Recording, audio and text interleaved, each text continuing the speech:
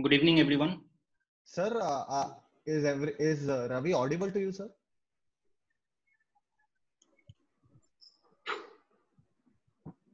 Going to present a case which is of Mr. BGK, a 58 years old male from Kharagpur, who is a railway employee and completed his formal education by doing a bachelor degree.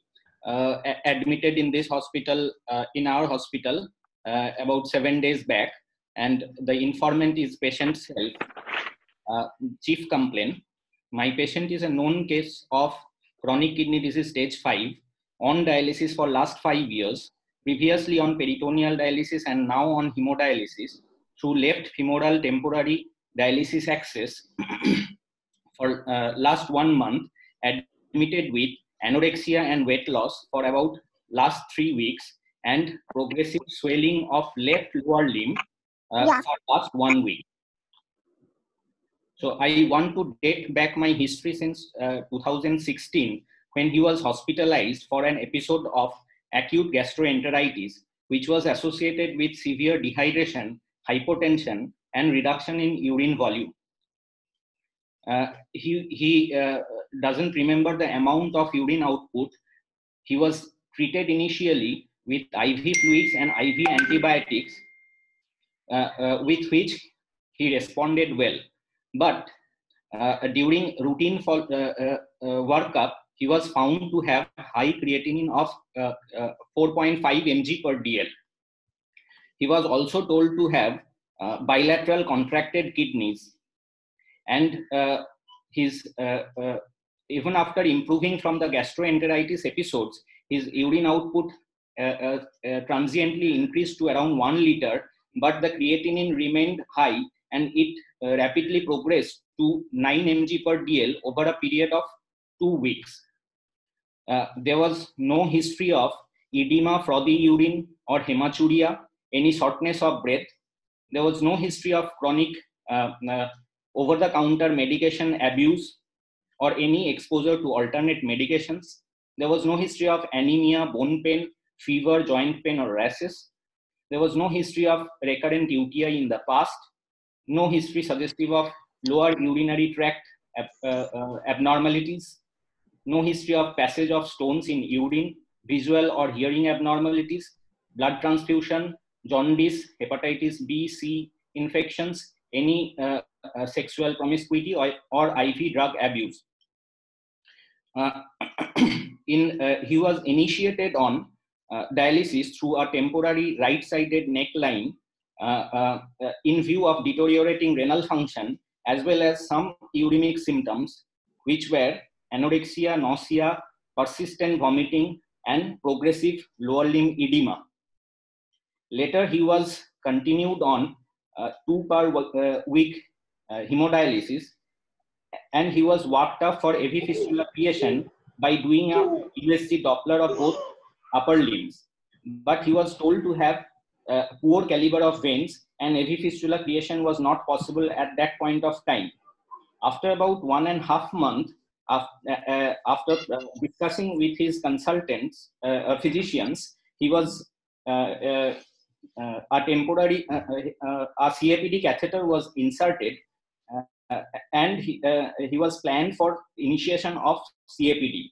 Meanwhile, he was admitted for an episode of high-grade fever and rigor hypotension during the dialysis, which usually occurs towards the end of the sessions, and loss of consciousness. He was told that he was having an episode of sepsis, and initially treated conservatively, with which he responded well. After about 2 weeks of insertion of the CAPD catheter, he was initiated on peritoneal dialysis. The initial schedule frequency he doesn't remember. There was no history of any accelerated hypertension or seizure during the episode of loss of consciousness or hospitalization. He initially had hypotension, which was also treated with medications. After improving from this episode, he was discharged and was continuing on CAPD with 1.5% dextrose 2 cycles and 2.5% dextrose 2 cycles, so total 4 cycles per day.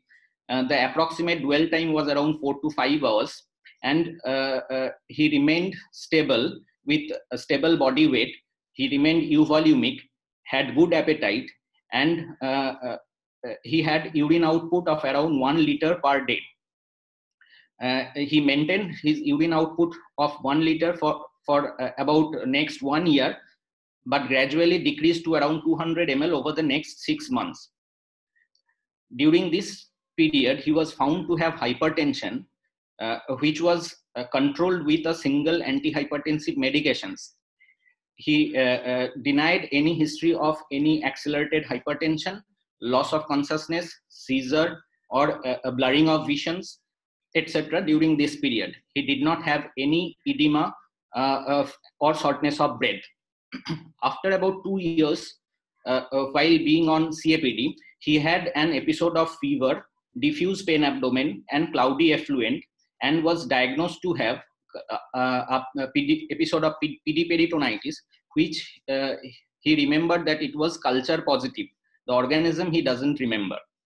He received intraperitoneal injections, 2 injections. The name of the injections he doesn't remember, but it was they were given intraperitoneally daily.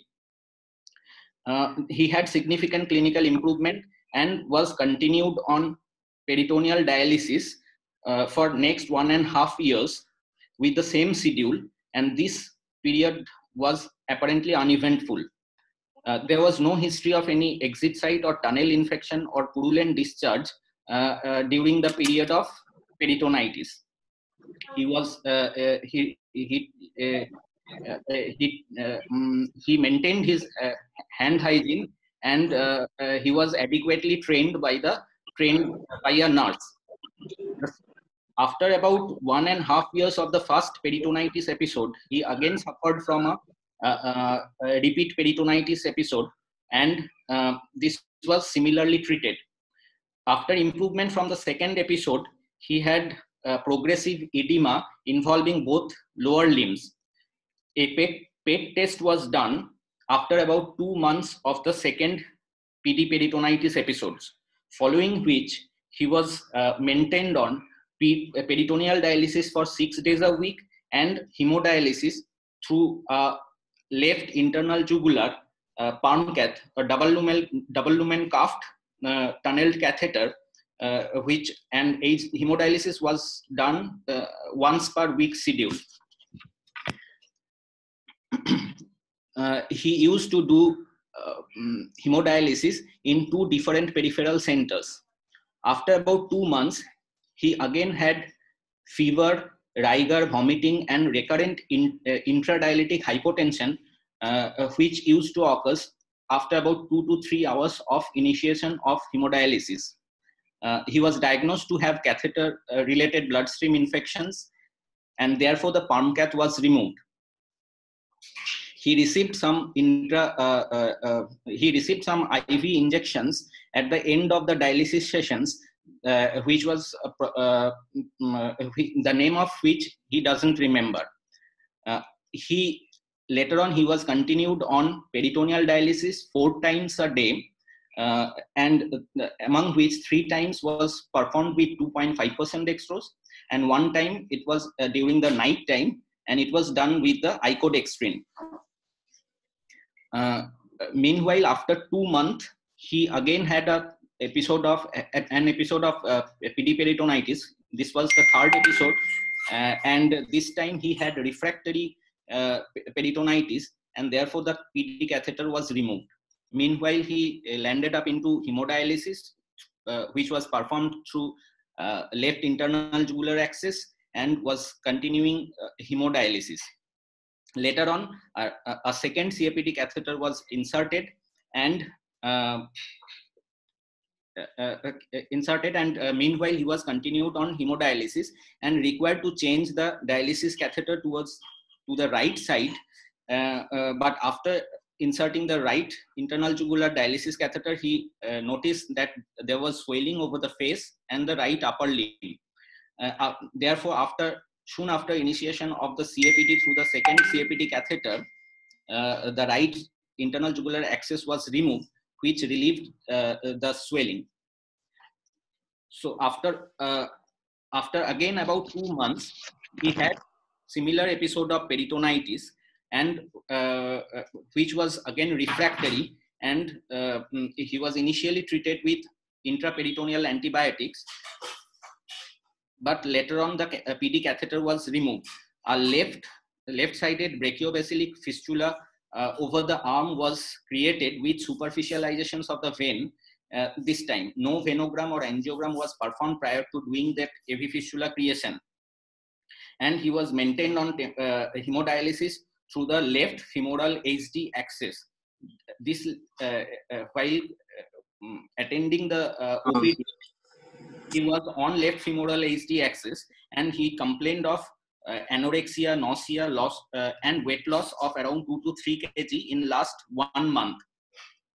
Lately, he developed left lower limb swelling also, and therefore the left femoral axis was removed, and right femoral double lumen cast tunnel catheter was done during this hospitalization, and it was done because he was said that the fistula is yet to get matured.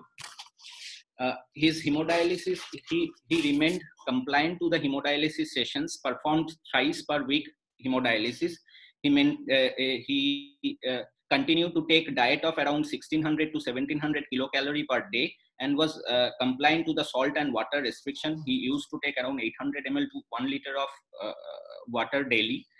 His hypertension remained controlled with single antihypertensive medication, but he used to have frequent intradialytic hypotension towards the end of the sessions of dialysis. He had occasional pedal edema. There was no history of shortness of breath, chest pain, back pain during the initial hours of dialysis. He doesn't know about the blood flow and dialysate flow rates. The usual intradialytic weight gain was around 1.5 to 2.5 kg, while on thrice per week hemodialysis. And for the last 1 month, he had significant decrease in appetite and loss of weight of around 2 to 3 kg. His usual post-dialysis dry weight remains around 61 kg. There was no history of any other intradialytic complications, and no symptoms of chest or back pain, palpitation, shortness of breath, loss of consciousness, cramps, pruritus during this hemodialysis. During the hemodialysis sessions, there was no history of any bony pain, fracture, no history of any blood transfusion, no family history of any kidney disease, and his present medications are cilnidipine, furosemide, calcitriol, phosphate binder, calcium acetate, IV iron, and erythropoietin, and ecosprin. So, yeah, good. So actually, you have finished your history in a very right time. Usually, history should be finished in 10 to 15 minutes always, so that after that 10 to 15 minutes remains for discussion, particularly when you are doing long cases. And then you have the time for the 10 minutes for the examination, and the rest of the times again for the discussion. So that is the usual distribution. So you adhere to your time for the 14 minutes in history presentation. So that is fine. So just I'm coming from the beginning. So when in 2016, this patient comes first time with acute gastroenteritis, with dehydration, low urine output, serum creatinine detected to 4.5 milligram%. So at that point of the time, suppose you are the treating physician who attended first. So what would your diagnosis? So at this point of time, I would think of acute kidney injury on the background of some chronic kidney disease. So what are the rationale of that? Do we think of that the patient has a chronic kidney disease?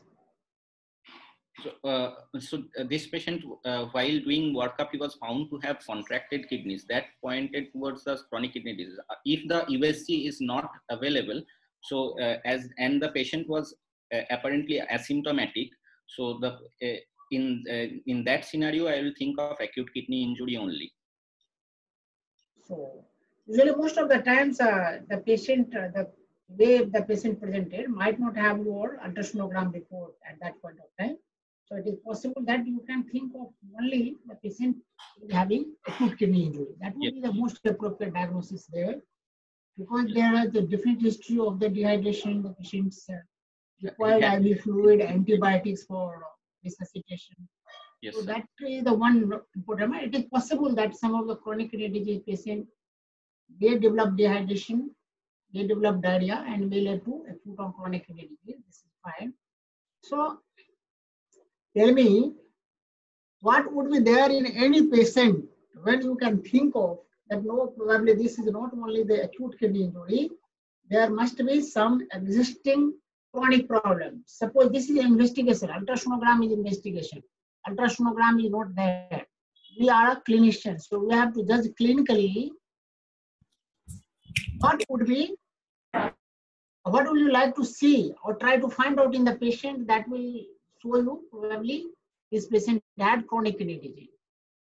So I will ask the patient about any prior history which is suggestive of any chronic kidney disease, like whether the patient had anorexia, weight loss, or pruritus, or the patient had any bilateral pedal edema, easy fatigability, symptoms of anemia, or any symptoms of chronic bone pain, and if there is any in clinical examination, I will try to find out any skin nail changes, or those are suggestive of any chronic kidney disease.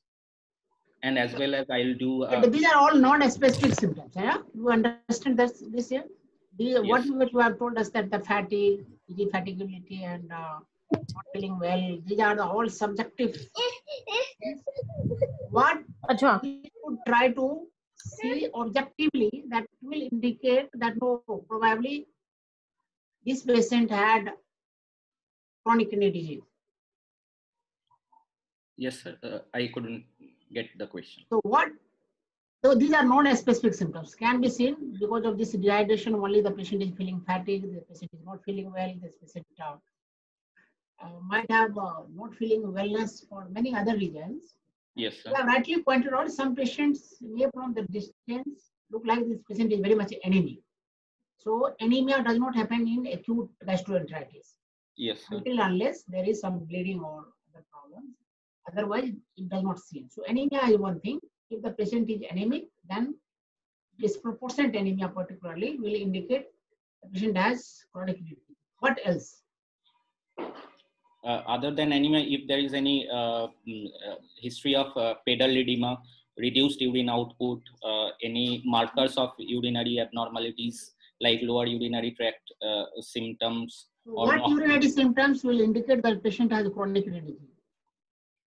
No, if it is in the background of, if the patient is of not in this age group, but if he had a recurrent history of UTI in children or in young adult or adolescent age group, in those patients I can think of, or if there is any history suggestive of any chronic medication intake that or over-the-counter medications, alternative medication abuse. So those histories. Anyone else want to share anything? Anyone else want to share anything? What kind of the urinary symptoms indicate that patients might have? Sir, polyuria, nocturia. Yes. Yes. So what is very important symptoms is that your nocturia. And if the patient is complaining of the nocturia, that what indicates this nocturia? Why nocturia is suggestive of chronicity? This indicates that there are some concentrating defect in the tubules. So lack of concentrating ability that is present. Yeah, so correct. So this is one of the important symptoms that the patient, if they have, like the nocturia. So then other questions usually examiner used to ask, what is the difference between, suppose 150 years patients might be passing 4 or 5 times urine in the night. So does it satisfies criteria of nocturia? It should be more than 50% of the total urine volume which he passes in 24 hours. Volume is more important, and this usually happens because of the concentrating defect in patients of the chronic kidney disease, particularly the type of patient you are presenting. Like this patient is looking like having chronic interstitial nephritis. That is the one, that group of the patient usually have more concentrating defect and usually pass more amount of the urine in the night than in the day. So Yes. that is the one in things. What else? If there is any history suggestive of any like in female patients, if there is any menstrual abnormalities, in males if there is any osteoporotic changes like fractures Yes. or Correct. So in female patient might be anemia and dysfunctional uterine bleeding might be due to different reasons. But any patient having very clear-cut bone disease, bone CKD, MBD is not a clinical manifestation of AKI. If this kind of any manifestation is there, that indicates that probably the patient was having chronic kidney disease. Like some patient might have this bilateral small kidney that you have seen in your patient. This is another important part. If any patient had, the patient would have the chronic kidney disease. Fourth important features that we should always look into the patient, whether there was baseline chronic kidney disease, is neuropathy. If any patient complains of the neuropathic changes, uremic neuropathy, usually it does not happen in AKI. So we should, whenever you have clinical disturbances, the presence of the bilateral small kidney, presence of the CKD, MBD kind of the adrenal osteodystrophy does not happen in AKI clinically. And if the patient has neuropathic changes, all these indicates that probably the patient had baseline chronic kidney disease along with the baseline history of the nocturia. Yes. So this is one part in your history. So when this patient came to you, this patient has serum creatinine was 9 mg/%, and Yeah. after hydration and this patient's serum creatinine at presentation was 4.5 mg. Progress to 9. That increased to 9 mg/%. Yes. So what do you think? What happened to this patient? So They jumped to 9 mg despite giving a good hydration, IV fluids. Probably this patient had the acute kidney injury, which is in probably acute tubular necrosis in this patient. So that has not resolved with the conservative management, and it might be possible that if the hypotension was very significant and prolonged, so this patient can have acute cortical necrosis also. So that leads to non-resolving AKI. Usually this patient has very good urine output, yeah? Yes, sir. Patient has very good urine output. He had transient drop in urine output, but it increased after maintaining the hydration. It increased up to 1 liter. So do you think that this is looking like the patient having the cortical necrosis? Usually cortical necrosis, patient with a cortical necrosis remain anuric for relatively longer period of the time. So oligoanuric, yes. But it is possible that some of the patient, despite treating acute factor, may progress towards advanced renal failure or ESRD. Yes, sir. So what are the factors which determines that the patient is unlikely to improve from AKI? You might have heard, but now there are a lot of literature there suggesting that the patient of the AKI may be a risk factor for chronic kidney disease, or many of the AKI patients will progress towards CKD. So Yes. what are the underlying factors which indicate that the patient is likely to progress towards intestinal disease?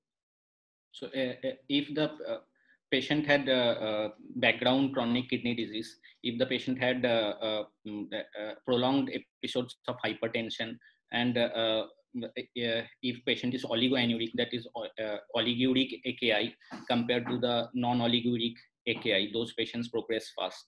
And if there is any other effects like contrast exposures, or if aminoglycosides or any other antibiotics which can cause nephrotoxicity that has been used during this period.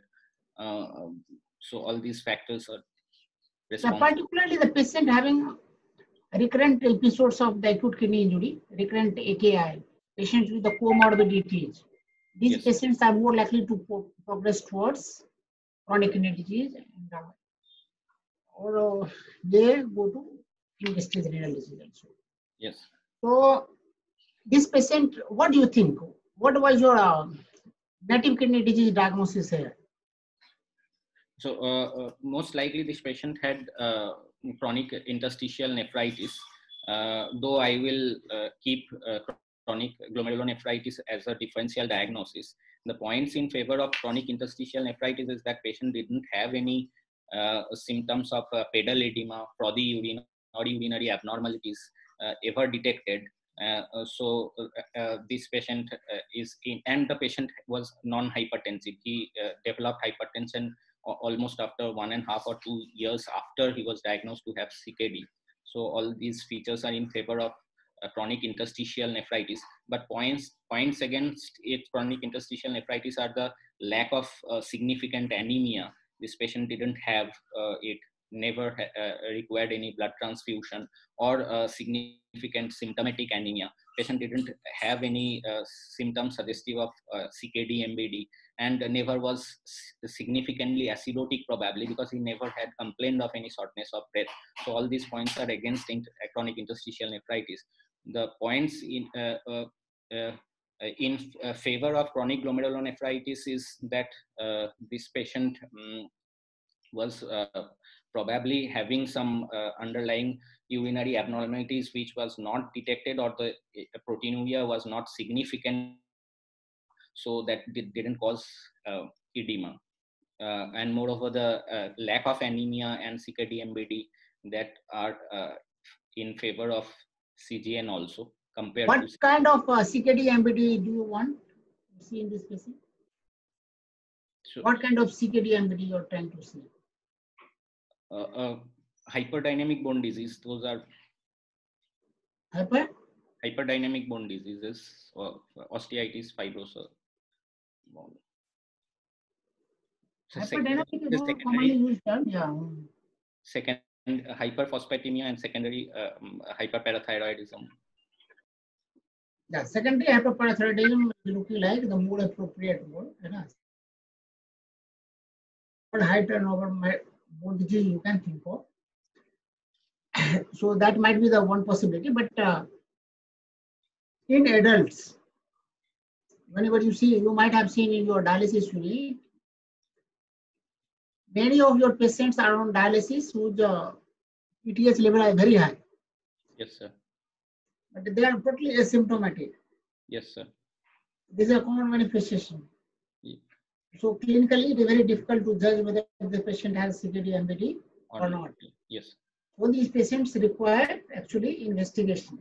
Yes. To see whether there was really the CKD MBD is there or not. When you see for the PTH might be very high. Yes, sir. Might be in thousands. So that indicates that probably that is a parameter for investigation. So sometimes the most important thing to differentiate between the CIN versus CGN is a relative asymptomatic kind of the patient. Relatively, CIN patients are asymptomatic. No history of edema, no history of hypertension. Yes, sir. No history of progeria, no other systemic manifestations. That indicates that probably this will be. So it is possible that this is the thing where we can investigate. We need to investigate this patient for CKD. Yes. So this patient, suppose this patient comes to you now. You have tried to resuscitate with him IV fluid. Antibiotics has been given. The patient did not improve, and when creatinine increased to 9 mg/cent, and someone has declared this patient as end-stage renal disease. So ideally, see, Yes. if you are the clinician, what will you do? Should this patient be declared end-stage renal disease at that point of time? Or how long we should wait to see, to declare that this patient is end-stage renal disease now? So after usually after about an episode of acute kidney injury, we should wait for at least 4 weeks time to return the creatinine to the baseline value. But if it doesn't occur, then we have to further investigate. And if the kidney size permits, or if we can go for the kidney biopsy, whether there was any background kidney disease or not. But in this case, the patient already had contracted kidney. Probably that's why he was not advised. So even if it is acute or chronic kidney disease, acute factor, most of the times it is either some interstitial nephritis kind of things, or it is a acute tubular necrosis. Yes. Now, that Yes. is acute tubular necrosis is looking like more likely in this patient. Yes, sir. Because this patient had dehydration, and so this usually takes time in recovery. Yes. So you have rightly pointed out, you must wait for the 4 weeks of the times to see whether there is any recovery happening or not. Yes. That is usually the beneficial for the patient. And we should always wait. Declaring ESRD is the most easy thing. Yes. So you must have given some time to see this. So this patient has been started on peritoneal dialysis. And this patient's age was, what was the age of this patient? So 58. 58. So at that time in 2016, he was 53. So suppose this patient tells you, sir, what kind of therapy we should choose. What will you explain? So as this patient is having no background comorbidities, non-diabetic, non-hypertensive, so it is both hemodialysis or peritoneal dialysis that can be offered to this patient, and he did not have any history of previous surgeries, abdominal surgeries, and he is in physically, at least physically, he is in good health. And if he accepts to do this peritoneal dialysis, that can also be offered to this patient. And it has been seen that in long term, there is no significant difference in morbidity, mortality in patients who are on hemodialysis and peritoneal dialysis. Although initially for first few months, Please wait. Yes. So anything else better than this? Anyone wants to share? Anyone else? So the most important, if the patient can go for the renal transplantation, that would be the best modality for this patient. But that will be best. Always, sometimes when we are presenting a case of the dialysis, we forget about the transplantation. So best way to see what is the questions. What is the question? Listen to questions. Question is, which modality of renal replacement therapy you would like to suggest? Yes. The ideal therapy for this patient should be renal transplantation.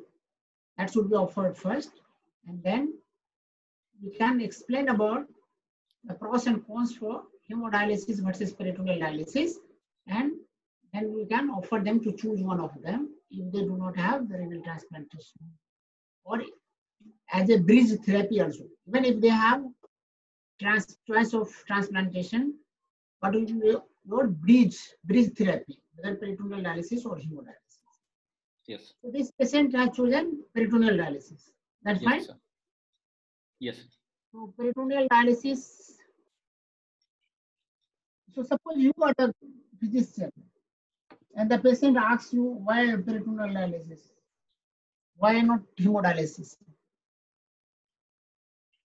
So as this patient can be offered both, but as there was, if the patient wants to perform CAPD at home and adequate, and the environmental factors are in favor of doing peritoneal dialysis, this can be done by the patients, and there is no long-term difference in mortality in between in choosing these two modalities. Anyone else wants to add add anything? Any one of you wants to add anything? What are the advantage of peritoneal dialysis? Sir, with Hemodialysis? peritoneal Sir, it preserves the residual renal function, sir. Yeah, fine. This is one. What Initial else? 5 years. In the initial 5 years, PD is superior as compared to the hemodialysis, as per the UK, US RDS. Sir, in NECOSAT study and CHOICE study, they had seen that within 2 years of starting of dialysis, PD fared better than hemodialysis. Even in patients who are less than 60 years, as well as in the age group of more than 60 years. Okay. So you can explain them that your since this patient has very good residual renal function, so that is a very good advantage for these patients to start on peritoneal dialysis. So you can have the better choice with the peritoneal dialysis. That is one thing. And the data you were suggesting about the US RDS data about the better survival on peritoneal dialysis, that is not 5 years. That is actually 24 months to 2.5 years. These patients do well. After that, then it becomes on average similar or relatively the peritoneal dialysis patients do relatively inferior. Always, whenever US RDS data has been analyzed, this is the situation because only few percent, only PD penetration in entire USA is not more than 10%. Only 10% of the patients are opting for PD. So there is always some bias there, but definitely the first important thing in this patient, residual renal function can be better preserved on peritoneal dialysis. This is the one thing. What else? What else is better on PD?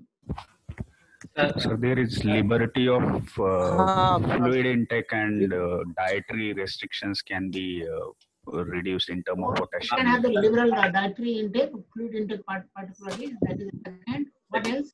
Sir, good anemia control. They have a lesser. Okay, fine.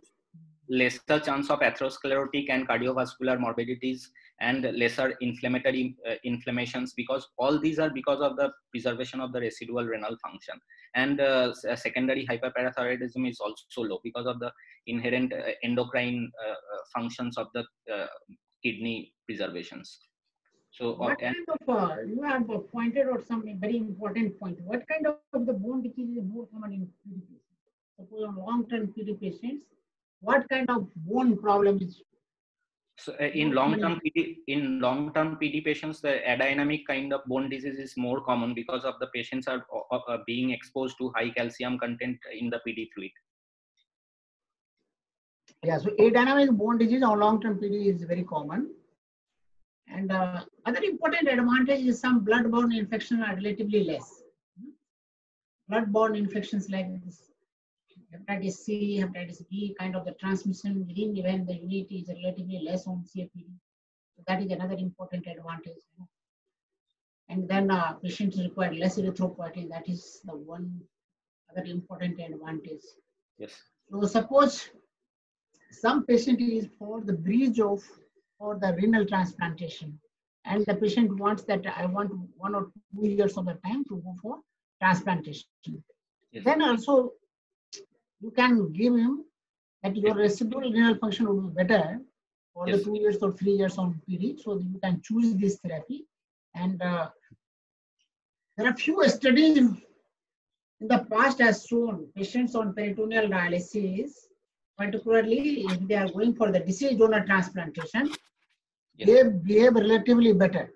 Yes. Because most of these patients have volume overloaded and incidence of ATN is less, and one study has shown when the incidence of acute rejection was less. So this can be made as a bridge therapy also. So that is the one thing, how to choose about different modality of renal replacement therapy. Yes. Now this patient comes, so usually this patient has been given a break-in period for 2 weeks, then PD has been started. So how you decide about the PD prescription? So How do you start? Suppose the PD catheter has been put in by either nephrologist or urologist or any surgeon. yes. After 10 or 14 days of the break-in period, you want to start on peritoneal dialysis. So how you modulate the prescription? So that depends upon the how much residual renal function is present for that patient, and we have to keep the total KT by V of that patient both from the dialysate perspective and from the residual renal function perspective. That should be added up, and that should be more than 1.7. So if there is significant residual renal function, that should be considered. Second is the total volume of dialysate that should be infused. That depends upon the body surface. Have you started any time peritoneal dialysis?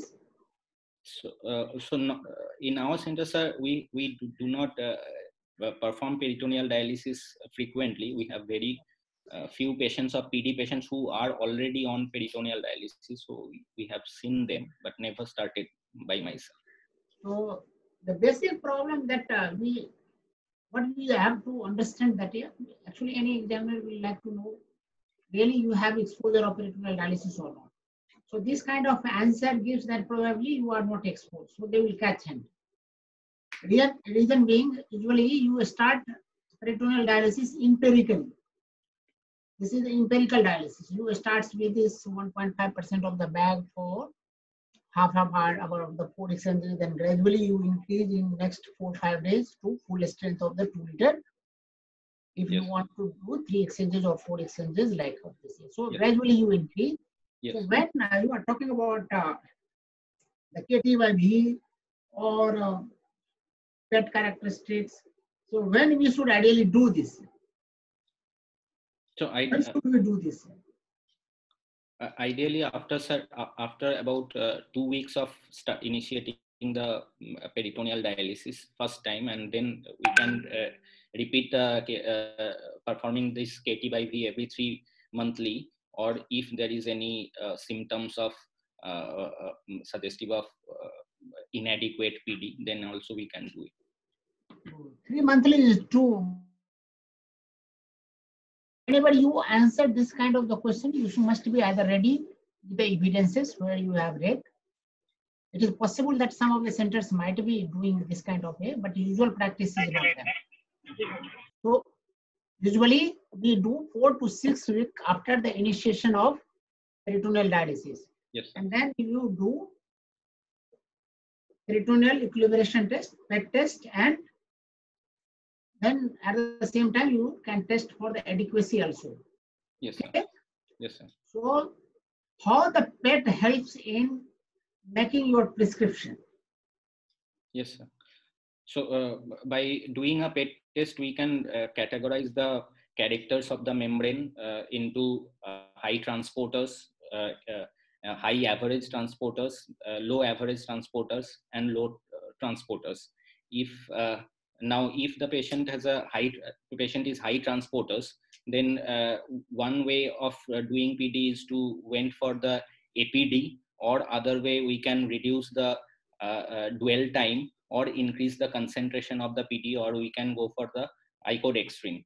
If there is low transporter, these patients still can do better on peritoneal dialysis but by increasing the concentration of the PD fluid, and but if it still do not help in doing the ultrafiltration, then we can shift this patient to hemodialysis also.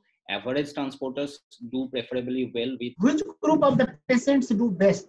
You know, also have told us these 4 different categories of the patient: high transporter, high average, low average, and low transporter. Right? So, yes, which categories of the patient is likely to do best?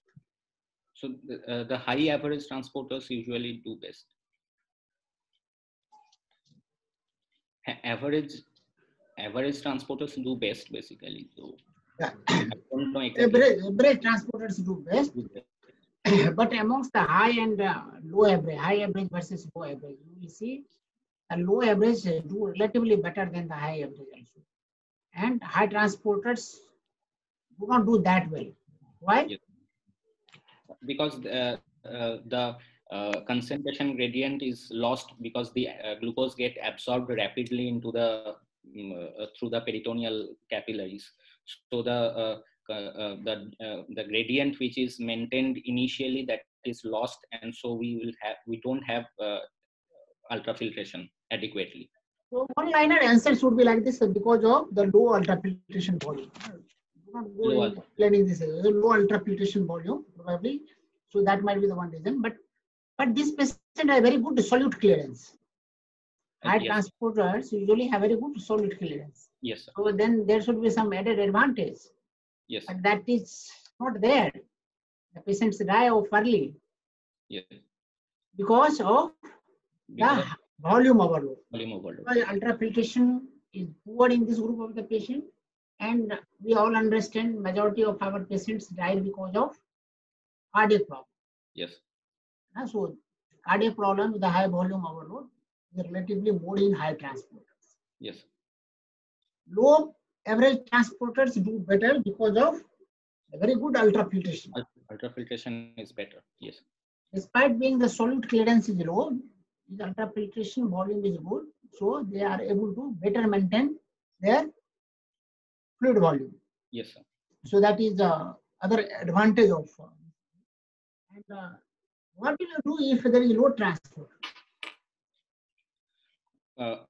These low transporters patient will still have a good ultrafiltration, but they have low solute clearance. So in these patients, we can increase the concentration of the glucose or by giving icodextrin.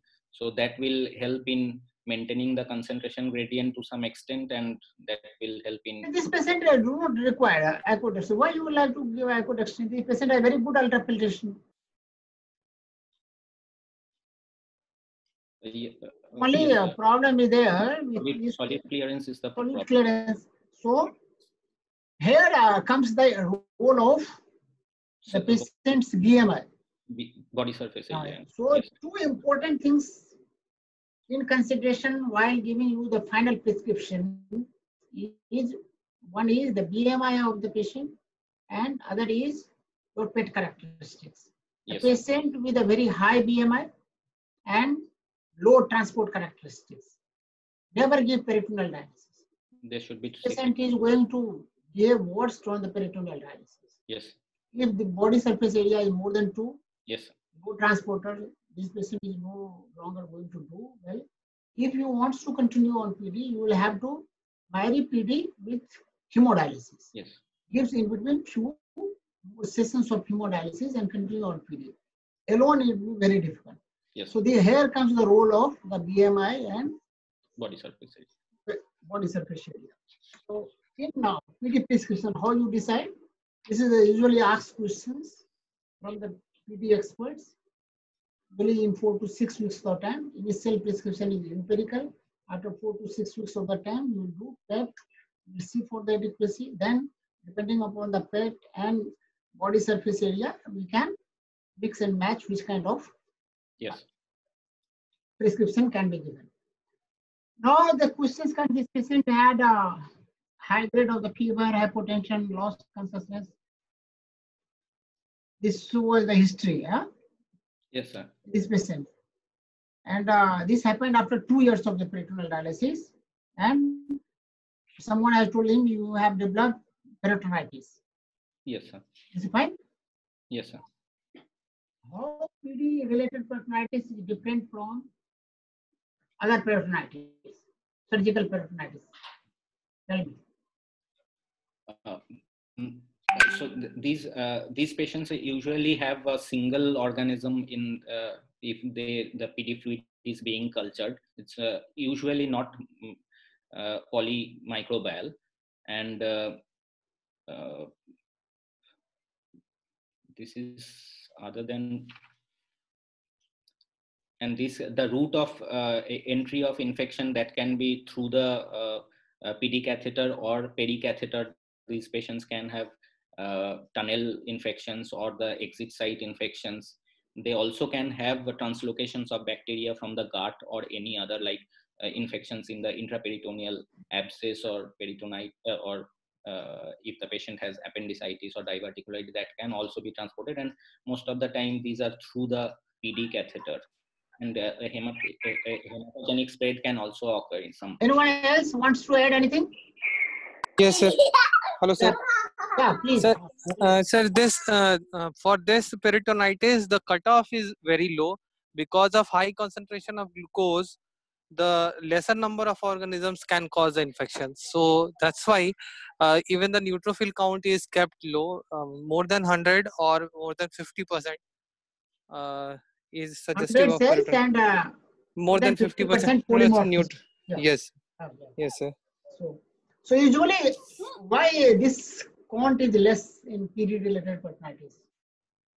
Why this has been kept as 100? Whenever you have surgical peritonitis, usually what happens?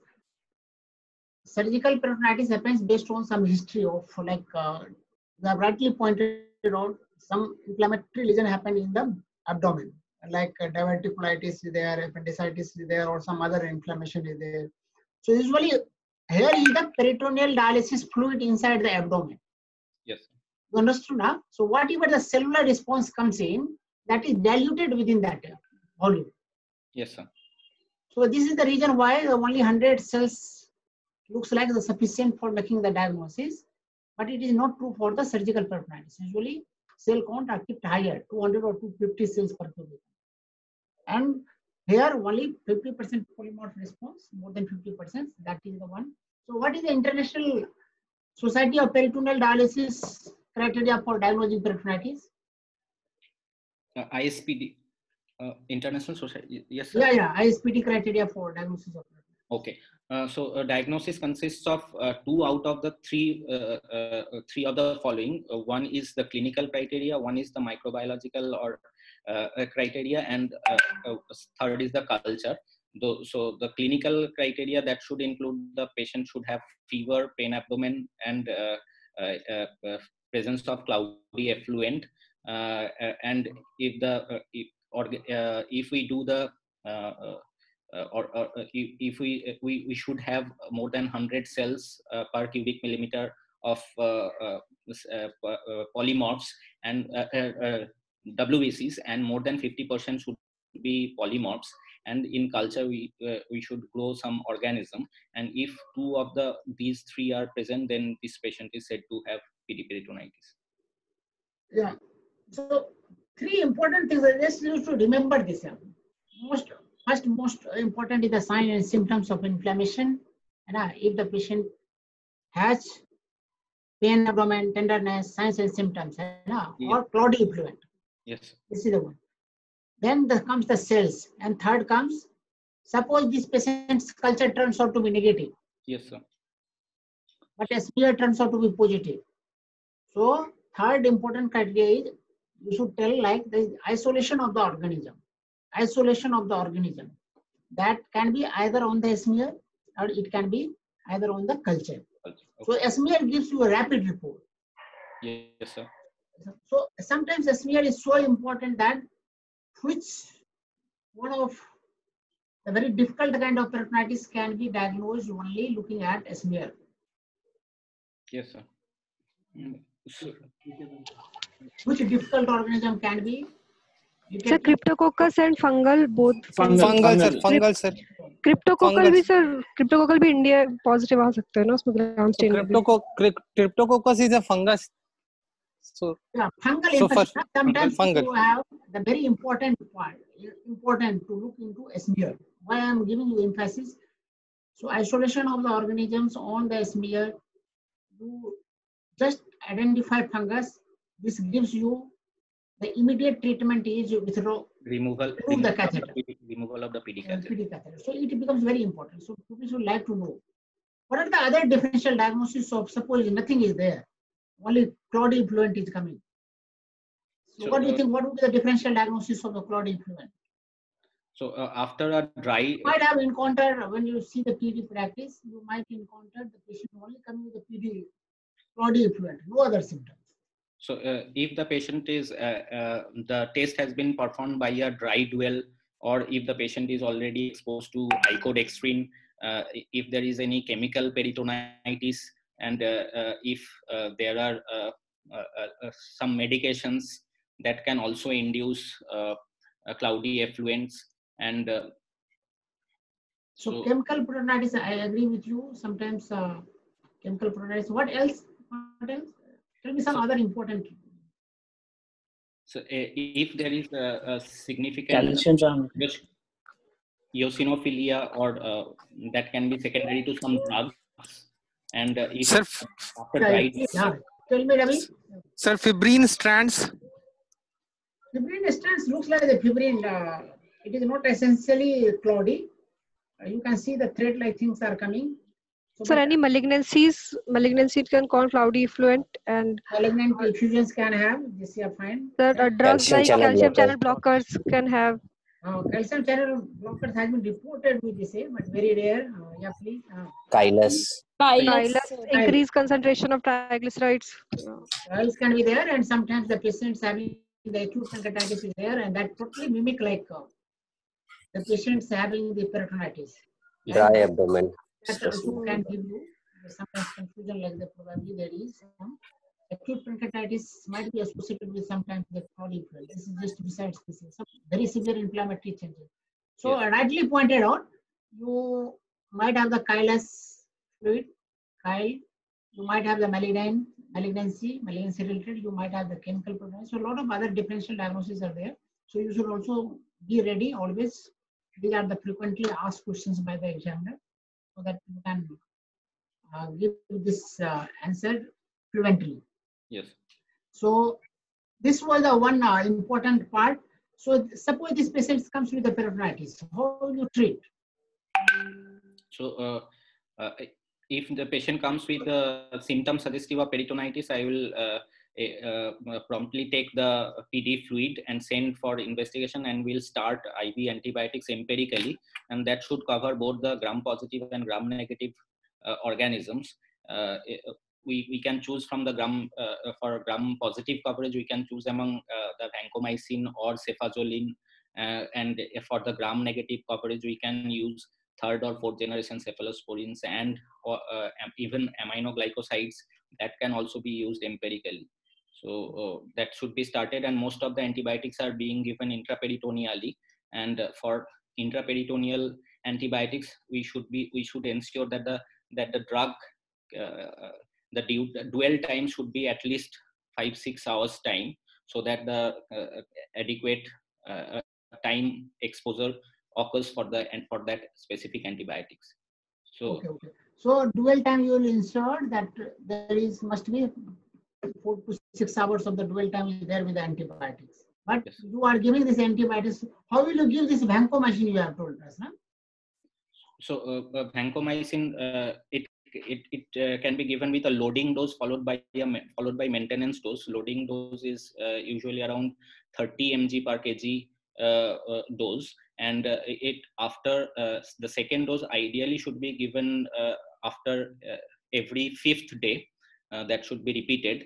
But in the meanwhile, we can, if the facility is available, we can check the serum concentration level of the vancomycin, and that should be more than 15 microgram per ml. So if that is not possible, then we can give earlier dose of intraperitoneal. Anyone else wants to add on? Anything else? Anyone else? Hello, sir. Yeah, tell Ravi. Sir, first we give the loading dose of 2 grams, and then once weekly 1 gram, means 15 milligram per kg body weight. Every 5th to 7th. Yes, sir. Anyone else want to say anything about this vancomycin dose? So, see, actually antibiotics dose in peritoneal dialysis is really 2 regimes are there. And always one regime is a continuous regime.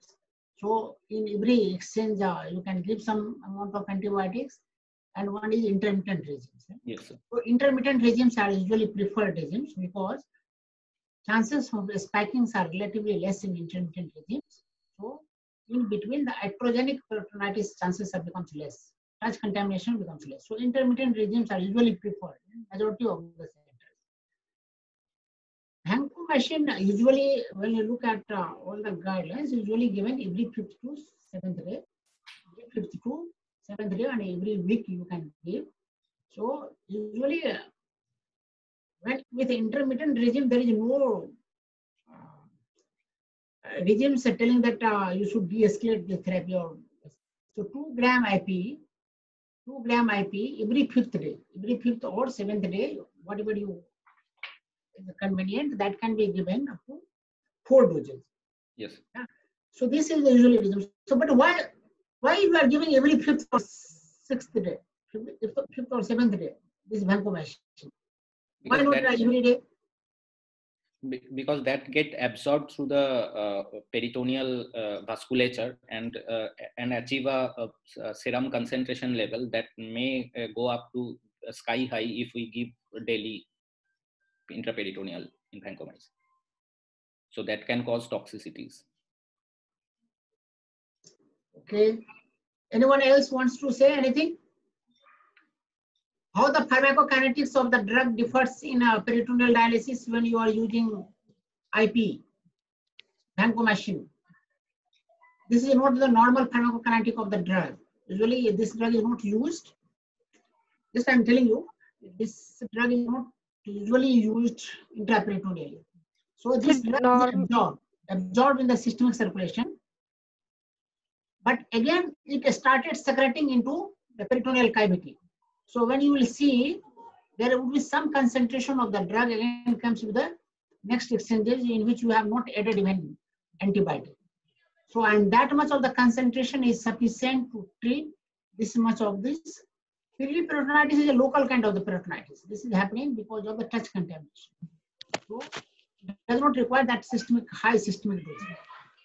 So usually it reappears in the it is secreted into the peritoneal cavity, and that's how it acts. So usually this is the pharmacokinetic of the drug that has been studied previously. Along with this, the same pharmacokinetic happens with this cefazolin also. So that you should remember. So this is the one empirical therapy that you usually start when you have the culture report in next 2-3 days. Then accordingly you can stop which whether this is the gram positive or gram negative or any culture, according to sensitivity, you can take on. Yes. So this is the one important aspects. This patient has again failed PD after some times because of the recurrent episodes of peritonitis. Yes. So when how you decide that this peritoneum is not looking like to work now? This patient needs to be shifted on hemodialysis.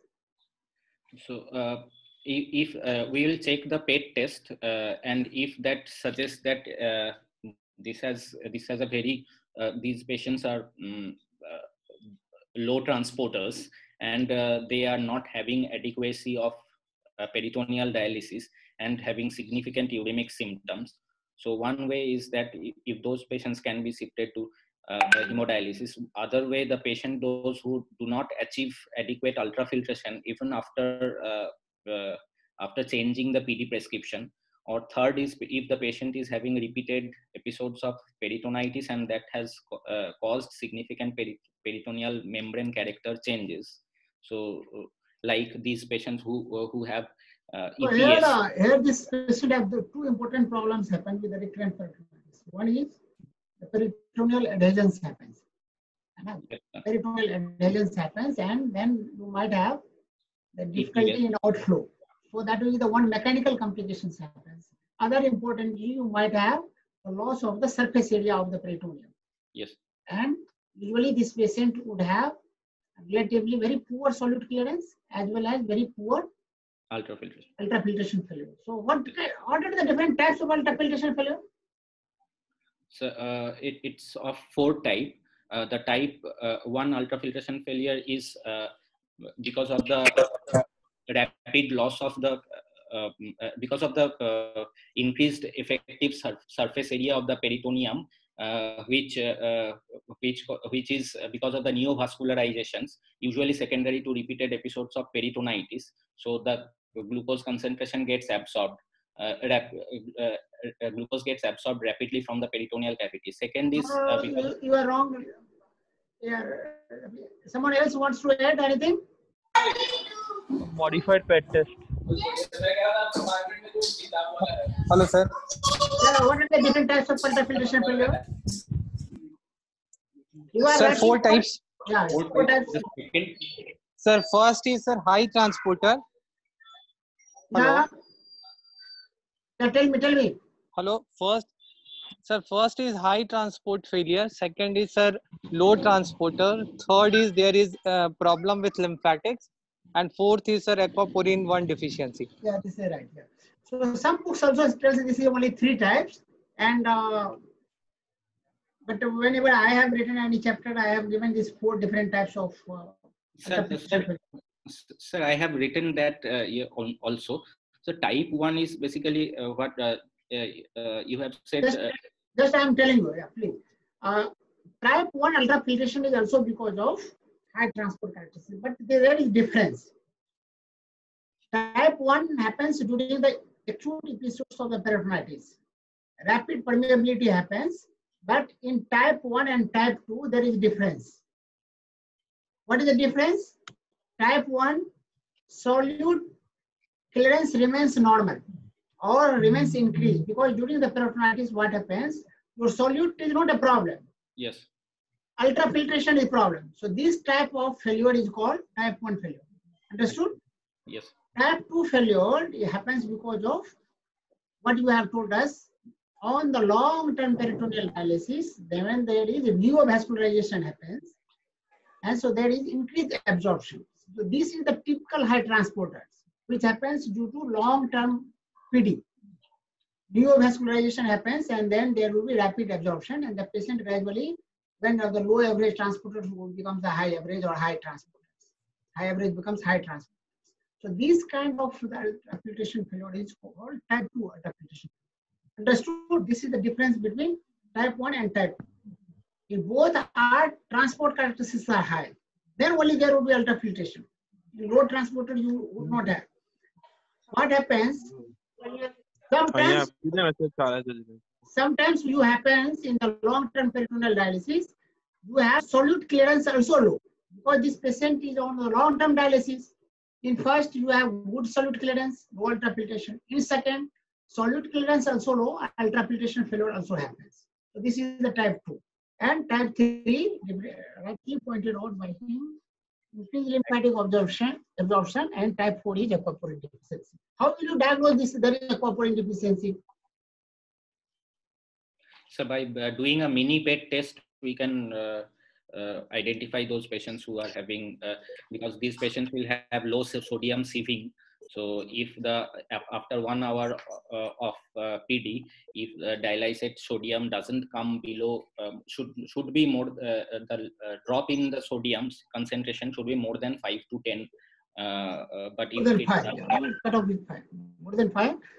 Dilution of more than 5 indicates that probably aquaporin is functioning fine. So what kind of aquaporin is there on peritoneal membrane? So aquaporin 2 and 3. 1. Yeah. Rightly pointed out. Aquaporin 1 is there.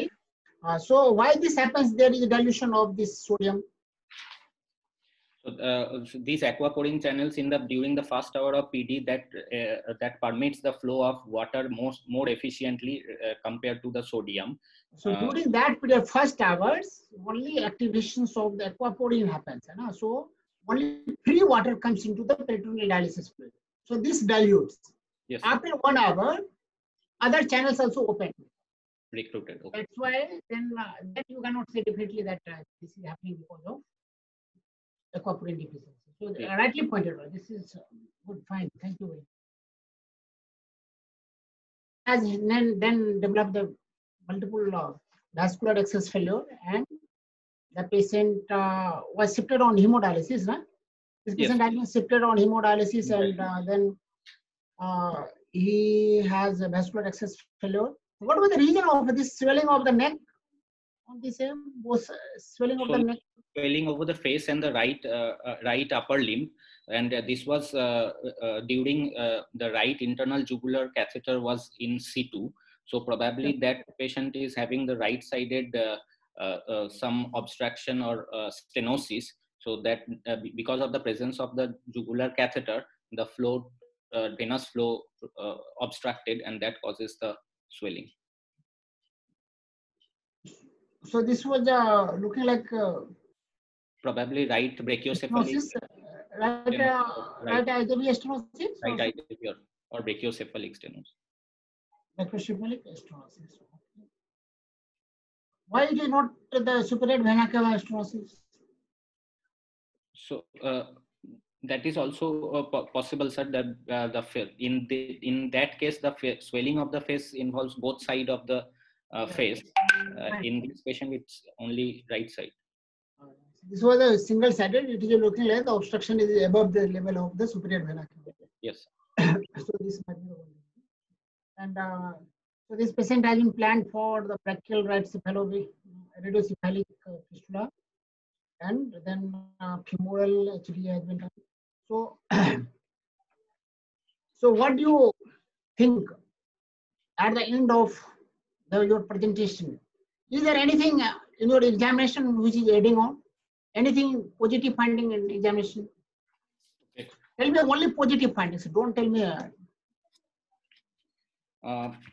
So positive findings.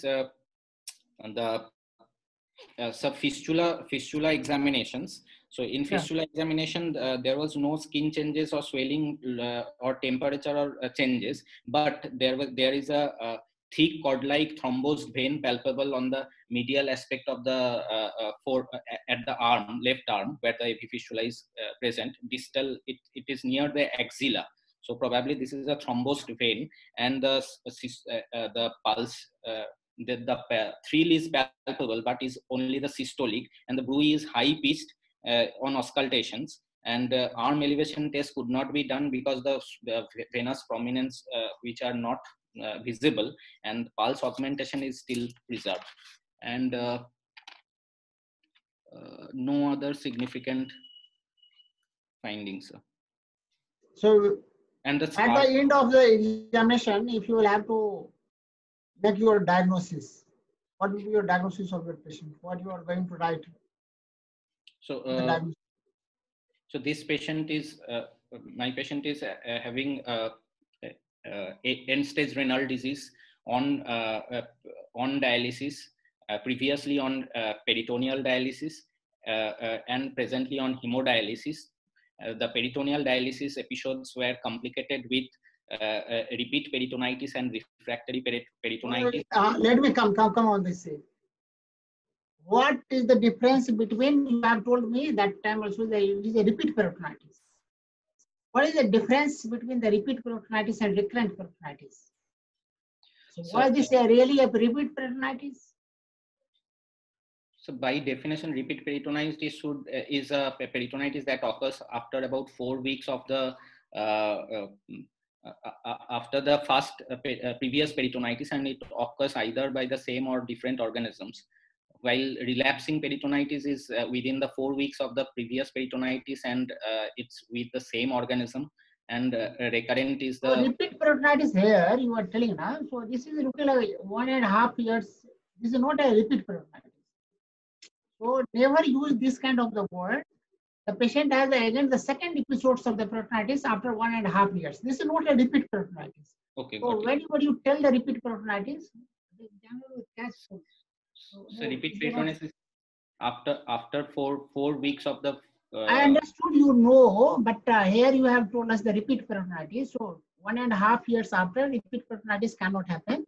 Okay. So this was the second episodes of the peritonitis. So that we should always take care of whenever we are using this kind of the words like the repeat peritonitis, relapsing peritonitis, refractory peritonitis. We should understand what are the different definitions of the different kind of the peritonitis. It should be very clear in that aspect. So that's I wanted to point out. So in the end, you have told us this patient is having the end-stage renal disease, the native kidney disease, having this chronic interstitial nephritis, and the patient was on peritoneal dialysis, PD-related peritonitis happened, and then the patient has. The patient is presently on hemodialysis with recurrent episodes of catheter-related bloodstream infection and probable intradialytic hypotension and inadequate hemodialysis. Okay. So why you are doing this inadequate hemodialysis? So this patient presently presented with a history of loss of appetite and generalized weakness and significant weight loss in last 3 to 4 weeks. So that indicates that. What is adequate hemodialysis? What is adequacy of dialysis? So adequacy of dialysis that should be checked by from history and clinical examination whether the patient is having feeling well, good appetite, and is maintaining good body mass, and the patient is not having uremic symptoms, no features of hypervolemia or hypovolemia, and investigation wise patient. So just please. So Ravi, actually this is you have rightly pointed out adequacy of dialysis. You might have you should always think on the different 3 parameters. Yes, one parameter is clinical, second parameter is biochemical parameters, third parameter is the testing for the adequacy. Right? Yes, so we should say the patient's well-being clinically is the second one. The biochemical parameters are fine. Third is we are testing and the patient is getting adequate KT/V. Yes, sir. Perfect for that patient. So these are the different things you should prepare yourself for like that. Yeah. Yes. You have to go on the second other Zoom for any other. We have to talk to ECVR on the second Zoom. Should I stop now? This is a 1.5 hour or 1 hour and 15 minutes. So yes, we I can was just about connect. to message you that only. Does anyone have any questions, sir? If you can. Yeah, just I would like to ask any questions anyone wants to ask me. I love that question. Anyone wants to any clarifications from this here? Sir, I have one question. Like Yeah, please. when you are starting the peritoneal dialysis, usually what is the glucose concentration? Which your voice is not audible. Tell me now. Yeah, please. Sir, what is the glucose concentration of the bags which is preferred during the break-in of the PD? Yeah. Is there something that? Usually the standard practice is that you starts with 1.5% of the bag. See, your bag is having, you start with a small volume. So your bag is usually of the 2 liters. So usually what is a common practice? 1.5% of the 1 liter bag gives the small duration, 1 hour, 1 hour, 1 hour. Don't put first times on this 2 liters bag. 1 liter, 1 liter. Same times, just keep for half an hour, leave this, put another liter of this 1.5% of bag, and then gradually you increase. The next day, from 1 liter, you can go on 1.5 liters. If it tolerates, you increase the little bit of the duration also, from half an hour to 1 hour kind of things.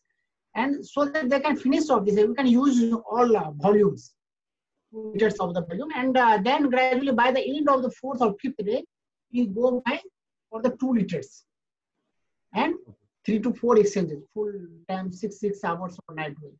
So usually you start with the 1.5% with the short well, and then gradually we increase in 4 to 5 days. So this is the usual practice. Hello. Yes, sir. Yeah. Yes, sir. I am Dr. Manoj. Sir, I just wanted to ask, when we start PD, most of the patients are in volume overload. When we just start, there is extra 5 to 10 kilos of volume overload. So, how in the starting PD, what should be the time duration, and how should we target to get rid of this volume overload in this kind of patient? Yeah. See, never start peritoneal dialysis in acute volume overload. So that is the one very bad practice. Usually, patients should be stabilized on. I am telling about the beginning of this thing. Okay. Whenever you have the volume overloaded patient, don't start on the peritoneal dialysis. Give few sessions of the hemodialysis, make him stable, and then starts on doing this. But it is possible that some of the patients of peritoneal dialysis, chronic peritoneal dialysis, may come in fluid overload to you. So that might be the reason of the non-compliance of the salt, water, or some ultrafiltration failure happens, and the patient is drinking a lot of water and ultrafiltration is not that adequate. In that group of that patient, you can manage with this alteration in peritoneal dialysis prescription. Here, if the patient is on your 1.5% bag, make it 2.5% of the bag. If the patient is not on ipodextrine, you can change on the ipodextrine. It is possible that give the shorter dual. If your patient is in pulmonary edema, you do not have the hemodialysis, you want to treat with the only peritoneal dialysis. 2.5% a bag, remove after 1 hour, 1 hour, 1 hour, or 1 hour, 1.5 hours, or 2 hours. So frequent dialysis will remove 2 liter, 3 liter of the fluids. Then the patient would be relieved. So that kind of the management you can alter when a patient on peritoneal dialysis comes with a fluid overload. If the patient first time you are going to start on peritoneal dialysis in a patient of fluid overload, this is not a good idea. Always make this patient stable with the hemodialysis and then go on. Sir, sometimes we get a refer from our cardiac colleague, patient on DCMP, serum creatinine of like GFR around 25, they are volume overload, they have tried all the method, and we do have done few, we have put them patient on CAPD because the medical management has failed from cardiac point of view. That's totally different ball game. You can see these patients can be better managed with the APD. If you have the automated peritoneal dialysis, give this short dual, high 2.5% or 4.25% bag if you have, that can be given, or ipodextrine can be given. Here the purpose is to remove fluid as much as possible. So you can give here, APD is the best idea. If you do not have APD, give the shorter dual, frequent dual, along with the use of the ipodextrine that relieve your patient. Sir, in case of acute kidney injury, if we are starting the PD for AKI, yes.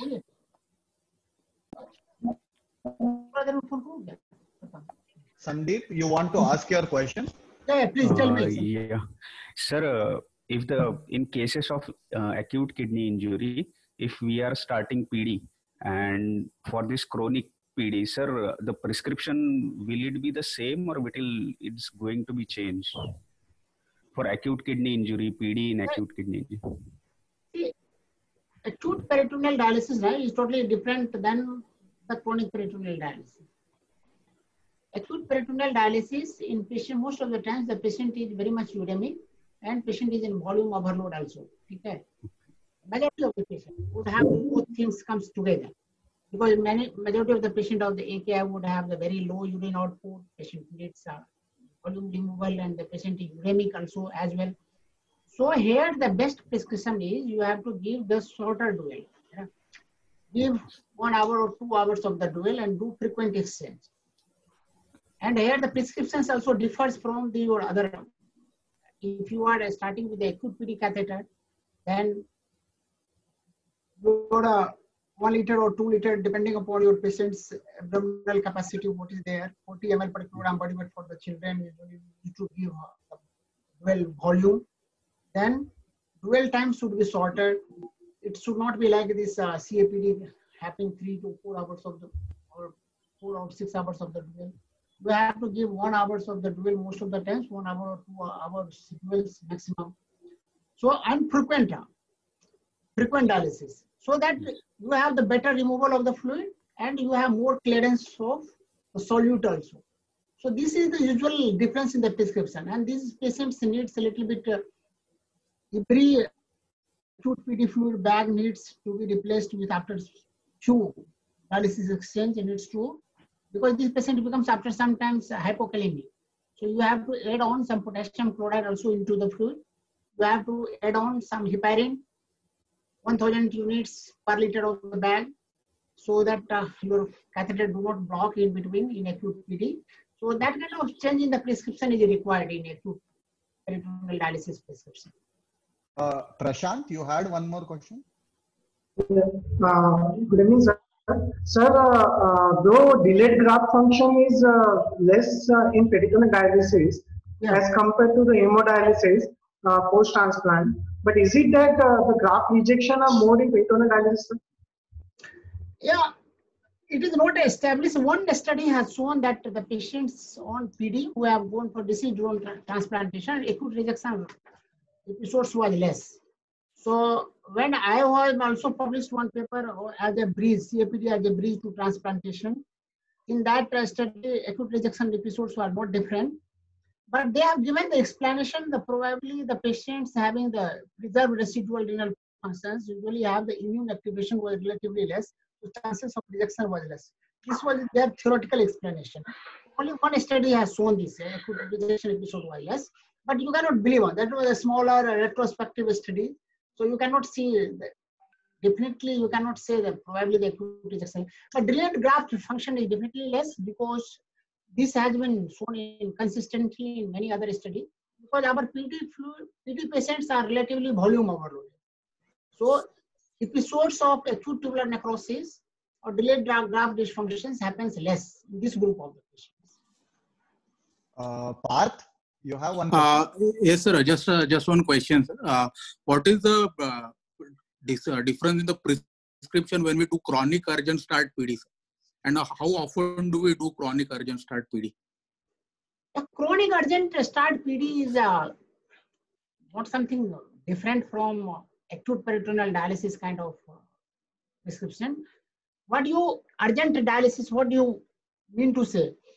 Some patients who cannot tolerate hemodialysis, you want to give peritoneal dialysis urgently. So usually what precautions we use to take? Usually this kind of the dialysis is given in the supine position only. The patient cannot be ambulatory during that period of the time. Just you have to put the catheter. There is more chances of leak is there. This volume adjustment, ultrafiltration adjustment just depends on how much fluid you want to remove out of your patient. If patient is in volume overloaded, give shorter dwell. If your patient is well, there is no volume overload, you can give the longer dwell. What is the advantage of the longer dwell versus smaller dwell? Tell me, anyone? Sir, in shorter dwell, repeated shorter dwell, we can remove ultrafiltration. We can get more ultrafiltration with that. Yeah. What is other very important advantage of the longer dwell in chronic PD is the removal of the middle mole. Middle mole depends on the longer dwell. As long as you will keep, so this is the advantage why the patients should not be given, all patients should be given on the shorter dwell. With the shorter dwell, you have good ultrafiltration. Longer dwell, middle molecule clearance on peritoneal dialysis is very. So this is the reason why we used to keep the patient at least for the 6 hours. Or night dwell is given preferably because of that. Otherwise, you couldn't have give the frequent board exchanges. So you can adjust this. If you want more fluid removal, you can give shorter dwell. If you want no patient is fine, keep the longer duration 4 hours or 6 hours of the dwell times. So this kind of the prescription is modulated based on the patient's condition. So I have only 1 minute left. Thank you all. Because I have to go on 7:30. Thank you, sir. Thank you so much. Yeah. We are waiting for the lecture tomorrow also. Thank you so much. Yeah. Please come on and anytime any other case if you want, I am ready. Then I can manage. Today I have to actually we have a commitment with the ECPL to discuss with some urgent important. No problem, sir. I understand. Thank you, sir. Thank you so much. Thank you very much. Thank you you, all sir. have allowed me to ask questions. Thank you, sir. Our pleasure, sir. Thank you. Have you? Anytime any questions comes in, you can just connect me. I am always there with you.